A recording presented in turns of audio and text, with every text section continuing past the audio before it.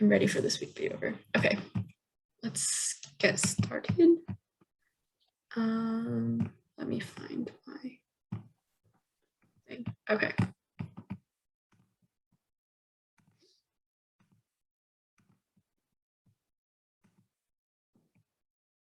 Oh, just kidding. This is supposed to say week 2, but it's okay. So we're on week 2, and okay. So in case you guys forgot, here's like a little overview of what we're doing.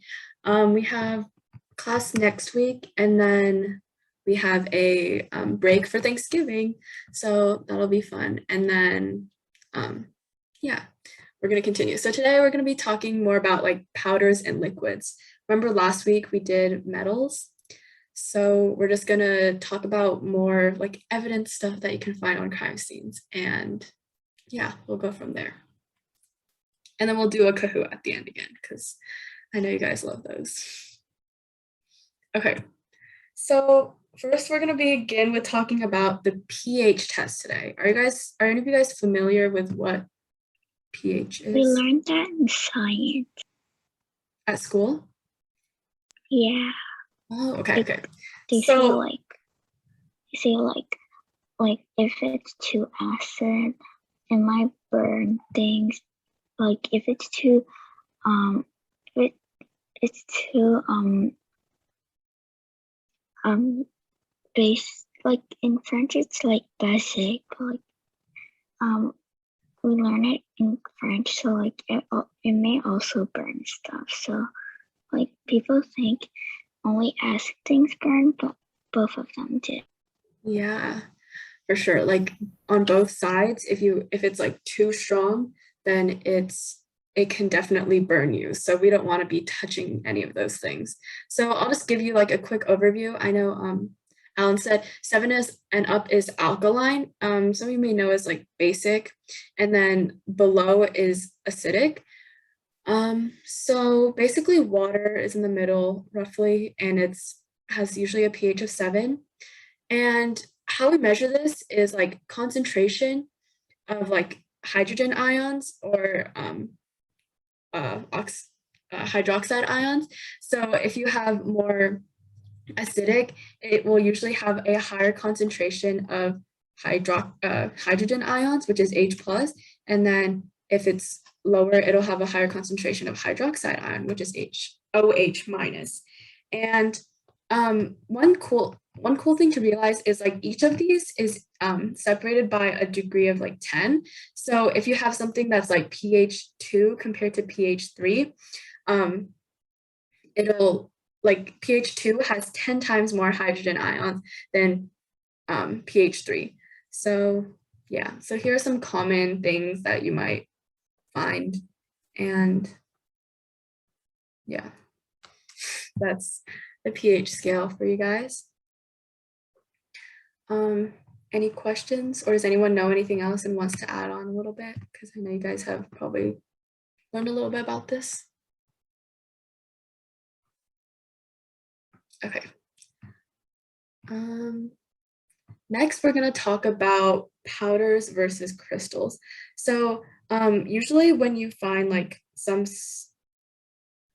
okay, wait, let's go back to powders. Is alkaline water actually good for you? I'm not really sure. Maybe it is.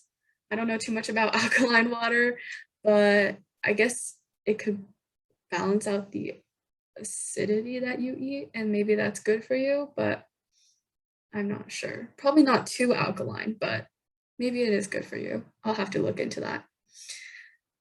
Okay. Continuing, we have powders and crystals. So a lot of times when identifying like a solid that you'll find like at a crime scene or something, you'll have like different powders or crystals, and powders have more fine grains and crystals are more organized. So you can see the crystals, you have like these structures, and this is how like the atoms form in crystals, and they'll usually like bind in these like geometric shapes, and that's what like makes them crystals. Like, you know, like when ice forms or when water forms ice, it'll form like a crystal structure, and that's what makes it like super hard to break. So usually that's what's different about crystals and powders, is like powders are more fine and they're easier to like break apart into like their different like atoms and stuff. So that's why you're gonna find some like solids are in the form of powders and some in the form of crystals, and that could help you identify what kind of solid it is. Okay, we're gonna talk about iodine test, and this is kind of interesting because it actually like changes color when you'll put in this. You guys have probably seen iodine tests before. So iodine is usually clear, or it'll be brown, brown in color, and the iodine usually used in like when you test stuff will be Ki, so that's potassium iodide. And the reason why you can have potassium in it is because in water, potassium and iodine dissociate really easily. So basically the potassium ions won't really form anything else. So when you have an iodine ion, iodine by itself is used for like healing and preventing infections. So like if you get cut somewhere, you might put iodine on it and it like helps it heal. But what we're going to use it for is actually to detect starches. And there's a different reaction that I'll show you guys later. But one of them is to detect starches. So in the case of starch, it'll turn from brown to blue/black. And here I'll show you a video, and it's kind of interesting. It goes more into depth about why it actually turns into blue. So here, let me share this.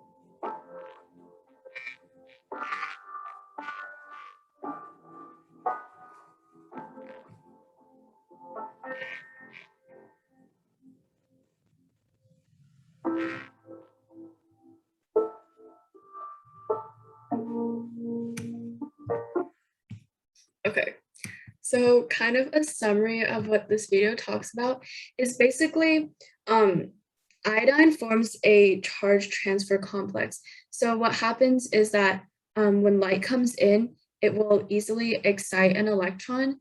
And when this electron moves from one energy level to another energy level that's like either probably further away, it'll release a wavelength.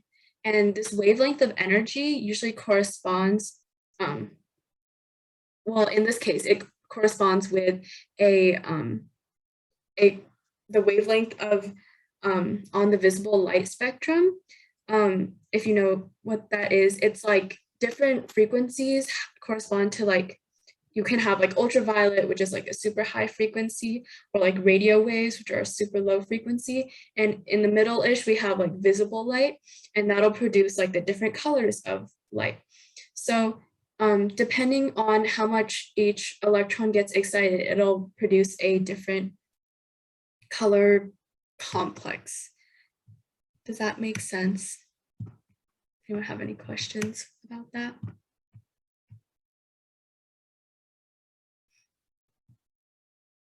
Okay, let's move on. Okay. Okay. Now we're gonna be talking about some different powders that you could hypothetically find in on a crime scene. So first we have baking soda, and you guys probably all have used like baking soda in your kitchen. And it's a really fine powder, and it's really like purely white, and it is a basic compound. So you guys have probably heard of like baking soda and vinegar and how it like creates like an explosion kind of. And that's what happens when you react baking soda with any acid, and vinegar is an acid. So it releases like bubbles, and that's an easy way to identify it. And some uses for baking soda are like cooking and cleaning. So it actually has like a lot of functions. So if someone loves to like bake, or they're like, I don't know, like a cleaner, a janitor or something, it might be something that you can find on that person. Gypsum is another cool powder. It doesn't have too many reactions, and it's really, it just has a pH of 7. But what it's used for is in plaster, so like your walls, there's probably gypsum in there. And then it's actually used in white paint to like pigment it. So it creates like that white color and makes it go on smoothly. And then lastly, we're talking about calcium carbonate, which you might also know as chalk. So the chalk you use to like color stuff is all calcium carbonate a lot. Like there's a lot of that in there. And it reacts with HCl, which is like acid. So you can kind of notice that if it's a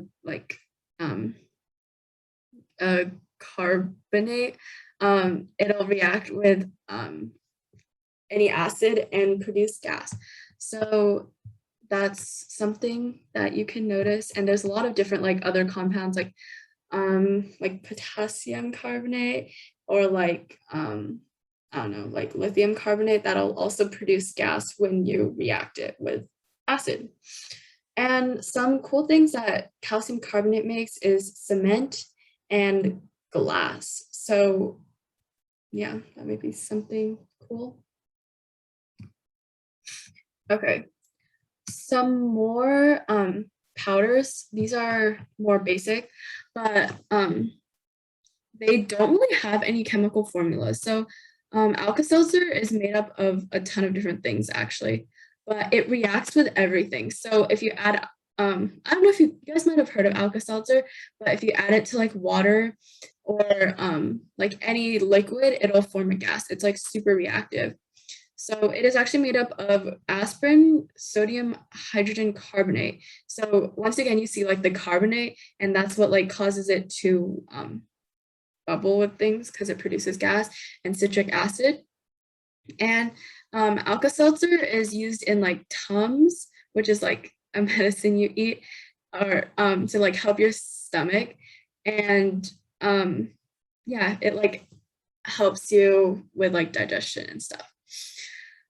Also, we have flour and cornstarch, and these two are super similar. They're both powders, and they're both starches, so they will blacken iodine when you add iodine to them, and that's a super cool reaction. Earlier you saw in the video where they put iodine on the bread and it turned black, and that's like, or it's like dark blue black, but that's something so super similar with what happens with flour and cornstarch, and it'll also like turn black when you do that.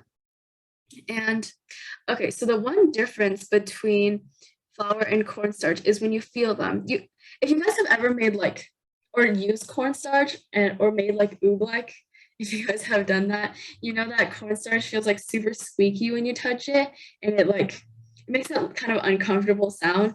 but that's one way to tell the difference. And also cornstarch is a lot whiter than flour. Flour usually has like a bit of yellow tint to it unless it's like bleached or something. So that's cool. You made oobleck at school. Did you feel how like it was like squeaky and stuff? Yeah. Also, that sounds like a mess. Trying to make oobleck at school. Yeah. I remember making it at home one time. It was a complete mess. But yeah, that's something fun you might want to try, and then you can feel how it's like squeaky and stuff. And flour is, yeah, it's really messy. I can imagine. It sounds like also like, you know how people put like flour into like balloons or something and make stuff at school for like squishy things, and it's super messy too. Yeah. Okay, so flour is used for baking a lot of the times. That's its most common thing. Breads, pastries, it's probably all have flour at home. And then cornstarch is mainly used as a thickening agent. So if you're making like a pudding or something, you might put some cornstarch in. I don't know if you would put cornstarch in pudding, but like you make like jam, I think. You put it in and it just like thickens up, and it's kind of cool. Okay. Let me go to here and then we can go back. Sorry. Okay. So here's some like crystals. So it's much more grainy compared to like the previous things. Like, you know, salt is like a crystal. And how salt works, salt is like an ion. So it is made up of the sodium ion and the chloride ion, and it forms like a lattice structure, and that's why it forms crystals. So it has a pH of 7, and it dissolves super easily in water. And basically used for cooking, melting, preserving food, that kind of stuff. Vitamin C. Vitamin C is, well, it's a vitamin that you eat, and it helps with your immune system. And it is also called ascorbic acid sometimes, and it like tastes really sour, and that's kind of like the pH 4, like it's like acidic, so it has a sour taste. And like a lot of the times, if you have like sour gummy bears or gummy worms, they'll have like vitamin C on it with like ascorbic acid. And one really cool thing that happens with vitamin C is that when you add iodine in it, instead of making it black like starch does, it'll actually clear it. So that's like a different reaction that happens. Is it in citrus fruits? Yeah, it is. Like, that's why people are like, oh, you need to like get your vitamin C when you're like sick or something, and they'll be like, eat an orange. So it definitely is in fruits, and it helps with tissue repair, and that's why you like will eat it when you're sick, because it helps a lot with like your immune system and making sure to like fight off like bacteria or viruses and stuff like that.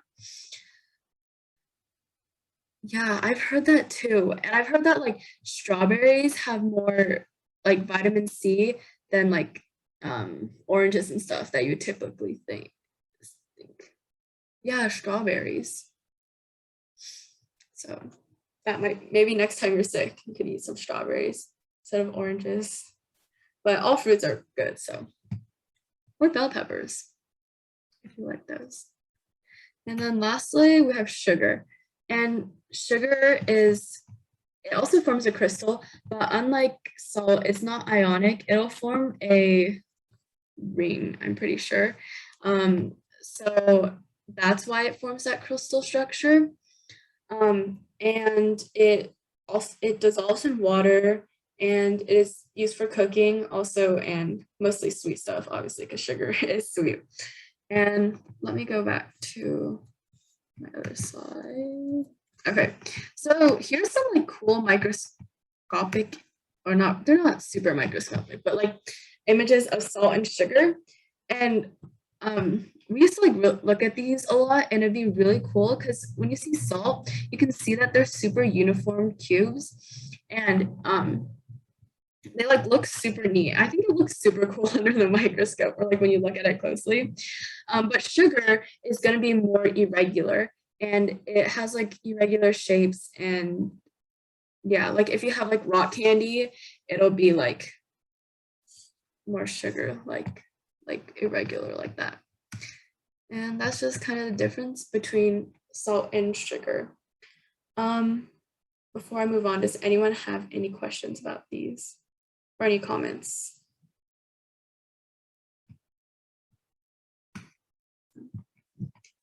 Okay, let me ask you a question. Like, say I work in a hospital. Out of what you guys remember, what do you think, like, which of these powders could you find in a hospital?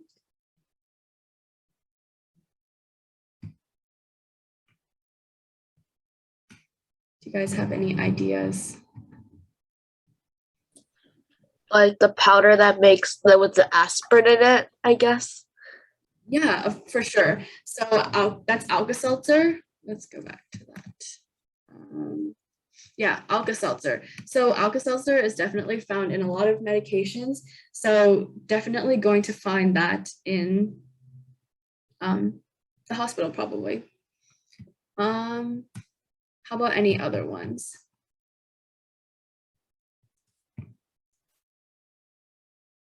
Do you think any of these could be found? Maybe vitamin C. Yeah, vitamin C. That's also used in a lot of medicine, especially if you're sick, and it'll help you with a cold or stuff like that.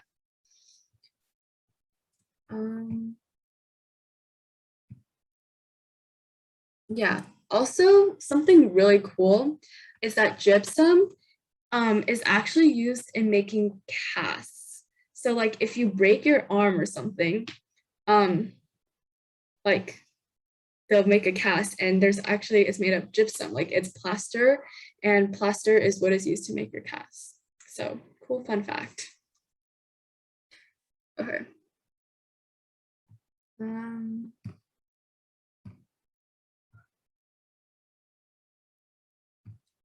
Oh wait, let's go back. Okay, let's talk about some liquids now. These are just some basic liquids that you might find lying around. Well, obviously, first we have water, but I think we all know what water is, and it's just clear, pretty much has no reaction with anything. And yeah, so something super similar is hydrogen peroxide. And from the outside, you probably couldn't tell the difference between hydrogen peroxide and water. They're both clear, don't really have any smell or taste. Well, actually don't taste hydrogen peroxide. It probably has a taste. But it also has like a pH of 7-ish, and it's like mostly the same. But and the chemical formula is almost the same. So water is H2O and hydrogen peroxide is H2O2. And in case you didn't know, hydrogen is hydrogen and peroxide actually is O2, but it has like a 2- charge instead of a 1, like O2 2-, instead of having each oxygen be 2- like it is in water. Just cool fact. Okay. And it has a delayed reaction with iodine. So once you add iodine into hydrogen peroxide and you wait probably like a minute or so, it'll start bubbling. And usually the stuff we talk about, it bubbles with acid, but this has a really cool reaction with iodine, and I'll show you how it works later. Hydrogen peroxide also does a lot of cleaning and preventing infections. So if you like cut your leg, and you put hydrogen peroxide on it, it'll probably hurt a lot, but it'll like kill the bacteria. Okay, next we're gonna talk about ammonia. And ammonia has the chemical formula NH3, and it is clear usually, but it could be any color. And it is actually a basic liquid. So it has a pH of 9, but it could have any other, it could have like a much higher pH, like depending on the concentration of ammonia in your liquid. And there's also a sweet smell to ammonia, but you probably don't want to go and just smell ammonia. Trust me, like I've done it. And I know someone earlier was talking about how, I think Eleanor, were you talking about how it like can burn you, even if it's like a basic a basic pH. So ammonia can definitely do that, and it can burn the inside of your nose. So one thing you want to do when you're like in a lab is like don't smell things. You want to like waft it. I don't know if you've heard that before, but basically just like use your hand and like kind of like bring the scent close to you, but you don't want to go and smell it, or else it might burn the inside of your nose, especially if the pH is super high. And then ammonia is also used for a lot of cleaning purposes just because it has a super high pH, so it like kills like bacteria and stuff. And then it is also used in a lot of fertilizers. So if you have, I think like potassium ammonia was like KNH4, which is like the ion version of ammonia. It is actually used in fertilizer. And yeah. Okay. Lastly, we have vinegar, which you guys have probably all used too. And it could be clear, which is like your white vinegar, or it could be also a lot of different colors.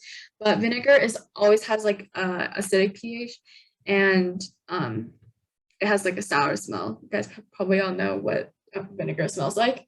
But as you might notice, like all these like super extreme pHs, like they are all can all be used for cleaning, just because it like kills like bacteria and stuff, because they can't like really survive in these high or low pHs. So vinegar is also used in cooking, and it's also used for cleaning. Like a lot of people are like, oh, use your vinegar and put it in your like sink thing and it'll like unclog it, I think. So maybe something to keep in mind for the future if you wanted to know that. Okay, now we're going to talk about some of the reactions that occur that I talked about earlier with these different like powders and liquids and stuff. So with HCl, we have a reaction with baking soda, which is this first part right here. And it reacts with HCl, and it'll produce, this is salt, and then water and carbon dioxide gas. So what happens is that like this reacts, and then it forms this hydrogen and this oxygen leave and form water with this hydrogen, and then you're left with CO2 gas. So that's what the bubbles you see when you react like baking soda and vinegar. And also like in Alka-Seltzer, we talked about that like carbonate compound that was in there. It also forms a carbon dioxide gas. So that's pretty cool. And clearing iodine. So vitamin C has this really special reaction, and it uses this I3 minus ion, which is present in, well, it's like that dark orange brown color that you'll find in your like drops of iodine, and it'll form this new compound and release two H plus ions. It'll form regular I minus, which is clear. So that's super cool thing that happens with vitamin C. And then hydrogen peroxide also has a reaction with iodine, and it'll form a gas, like I said, but it takes a while because there's like multiple steps in this process. So first we have hydrogen peroxide, and you have this iodine ion, and then it forms water and this iodine oxygen compound, and also the hydroxide. You still have hydroxide, but then you take that, and then you have the hydroxide ion, and you have the iodine compound here, and it'll form water, oxygen, and I minus. So this oxygen gas is what is released, and it's pretty cool. I think I have some videos of this, but it's not here right now, but I can show you guys next week if you're interested in how that works. And yeah, so here, those are some different reactions. Does anyone have any questions about what I've covered so far?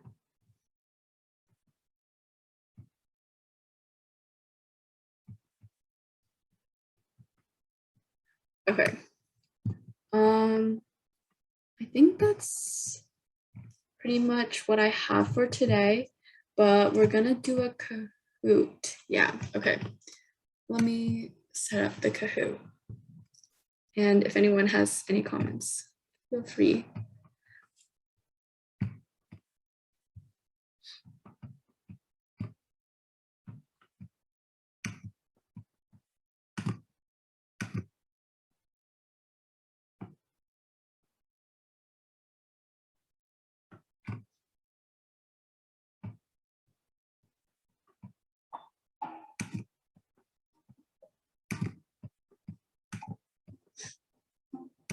Okay. Here's the code. Let me just put it in the chat.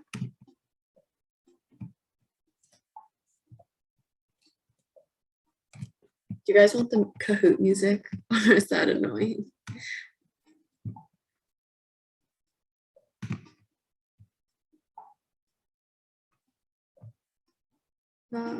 Let's see.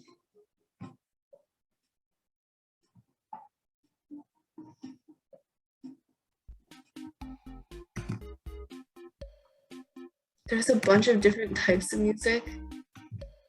Oh my goodness. Wait.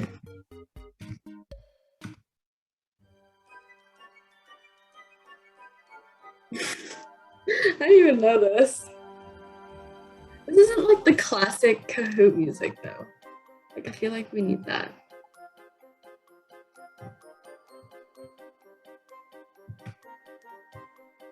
'80s vibe.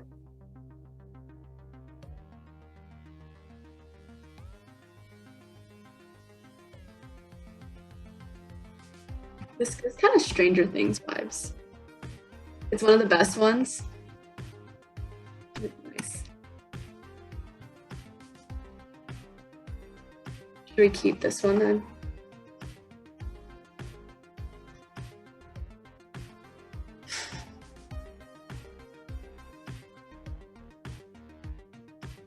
You like vibe into the 80s? Yeah. I do like this. There's some interesting names.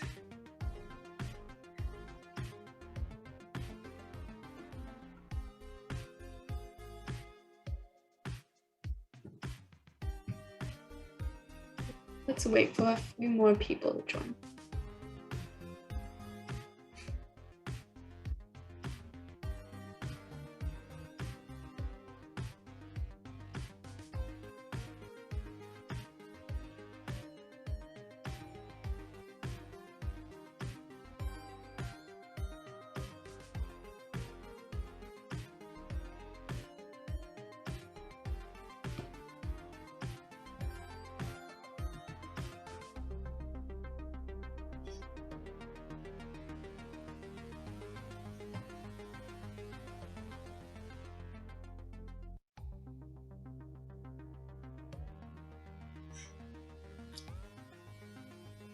Does anyone else want to join? Or does anyone else need time to join?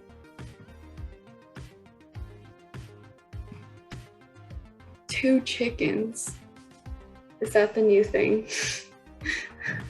No more Fortnite, just chicken.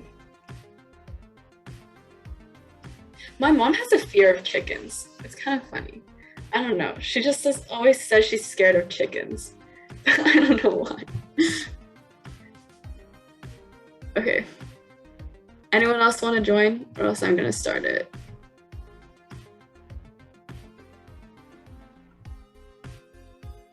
Okay, we're going to start.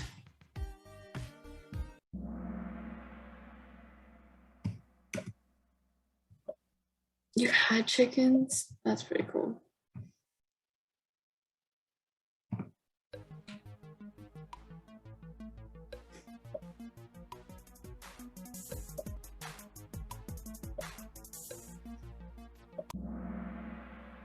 Okay, we didn't really talk about this, but okay.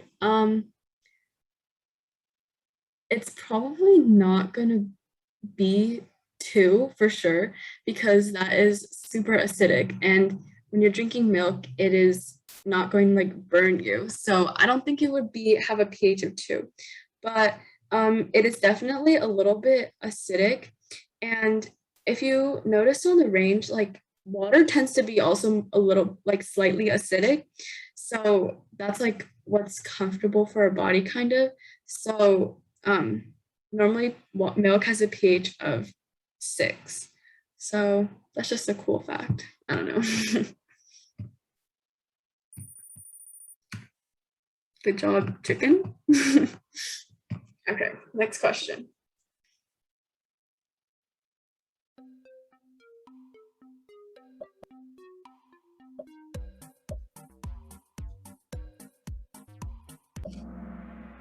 Yeah, this one's pretty easy. Powders is like fine and crystals are more like crystal-y. Yay. Okay. Next.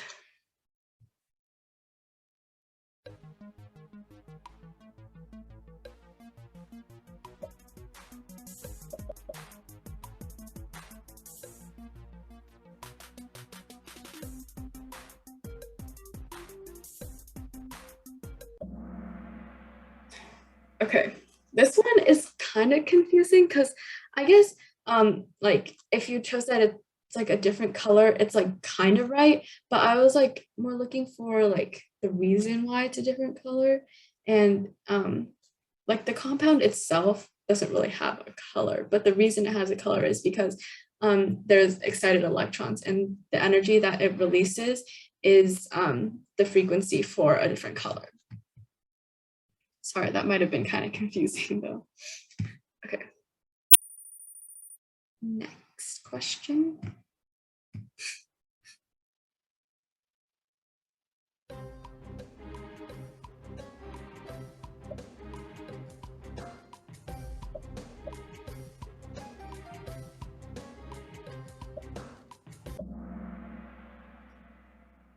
Okay, so most of you got it right. It is carbon dioxide.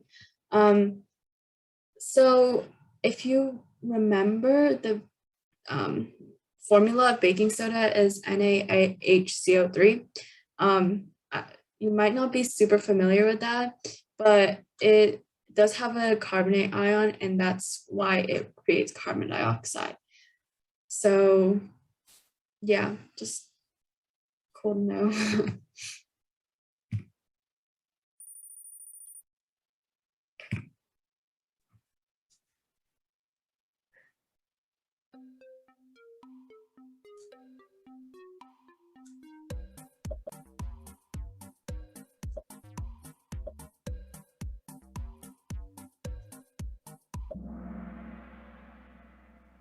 Yeah, so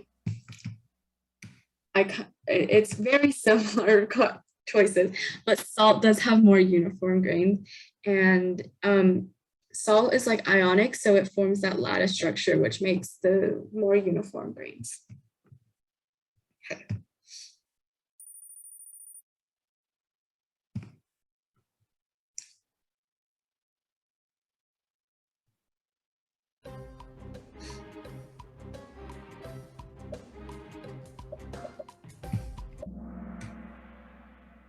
Yay, okay. Good job. Most of you got it. Flour.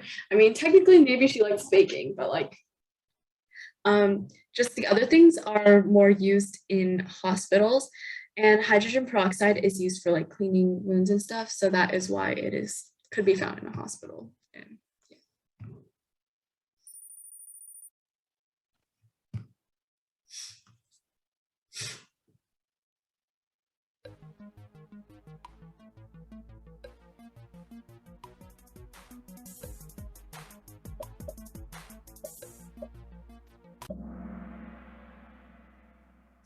Okay, so ammonia is the only basic one here. And we talked a little bit about how it could like burn you, but it's like super basic. So that's the reason why like basic things can also be like harmful. Calcium carbonate and Alka-Seltzer and sugar, as a matter of fact, are both like very neutral. Calcium carbonate it's like chalk. And I guess you might be confused because like baking soda is also like a carbonate, but it's like basic. But calcium carbonate is actually just neutral, and Alka-Seltzer is also neutral, and so is sugar. So yeah.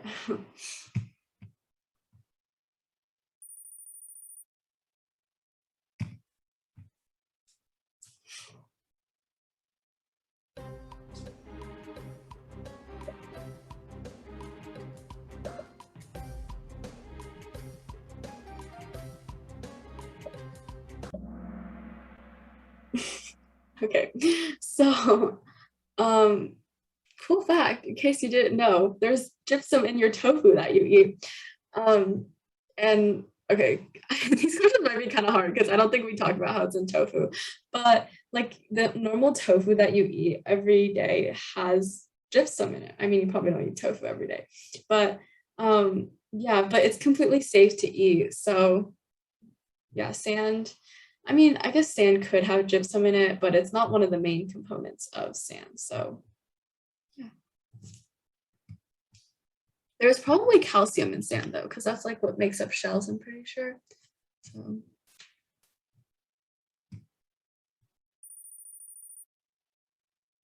Okay. Next.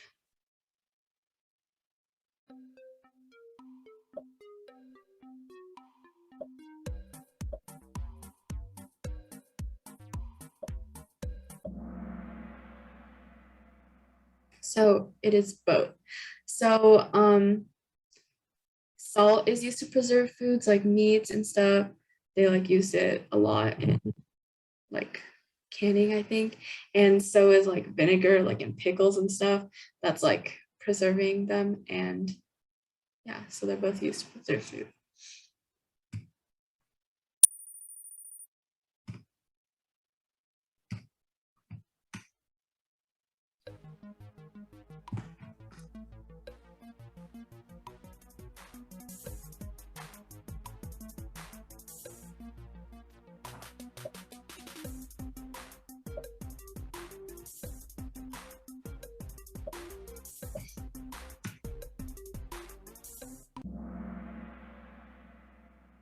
Yeah, okay, so this is kind of unique property of hydrogen peroxide, but it actually bubbles with iodine.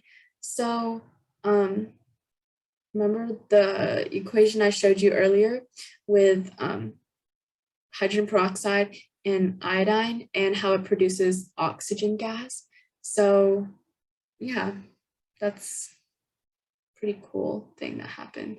And I don't think hydrogen peroxide has much smell to it, but I don't know if you can, any of you guys have hydrogen peroxide at home and find out that it actually has a smell, let me know.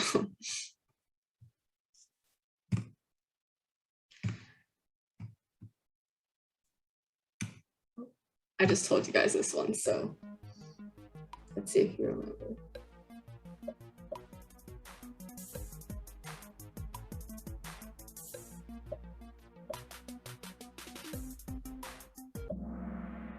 Yeah, so it's oxygen, and it's not going to produce carbon dioxide because if you have hydrogen peroxide, which is like H2O2, and it reacts with iodine, you're not going to have carbon from anywhere. So you can't really produce carbon dioxide.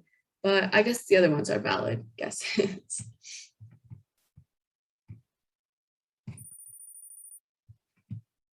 Okay, last question, I think. Yep.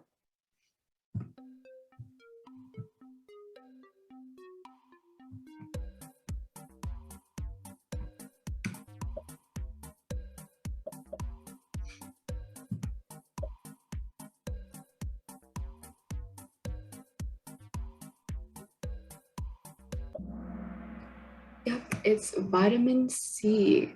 And that's a pretty cool thing too. Like not that many powders clear iodine, but flour blackens iodine and calcium carbonate doesn't really have a reaction with iodine. So it is vitamin C. Okay. Let's see this code word.